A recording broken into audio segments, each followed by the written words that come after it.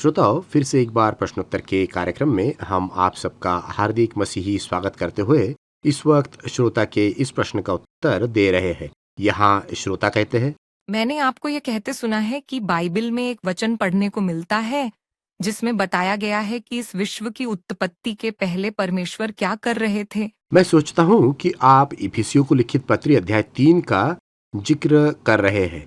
उस अध्याय में एक वचन है जो हमें इस बात की जानकारी देता है कि इस विश्व की उत्पत्ति करने के पहले परमेश्वर क्या कर रहा था।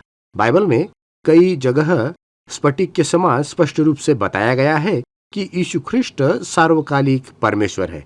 इस कारण हम जानते हैं कि इस विश्व की उत्पत्ति के पहले परमेश्वर का सार्वकालिक अस्तित्व है। इस कारण हम पूछते हैं कि परमेश्वर क्या कर रहा था।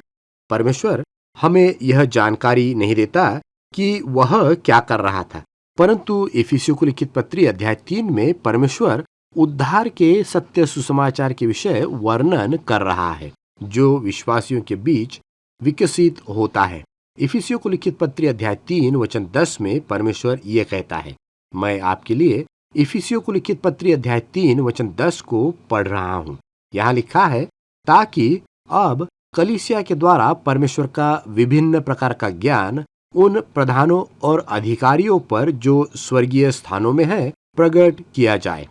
इस वचन को पढ़ने से ऐसा दिखाई देता है जैसे परमेश्वर उन बहुतेरे कार्यों के विषय बता रहा है जो वह आदि में कर रहा था। इसी के साथ एक दृष्टांत में प्रभु यीशु विश्वासियों के विषय बता रहा है कि वे 5 या 10 नगरों पर अधिकार चलाएंगे।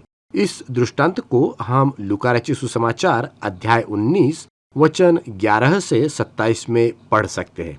ये नगर कहाँ पर है या कहाँ से आए हैं?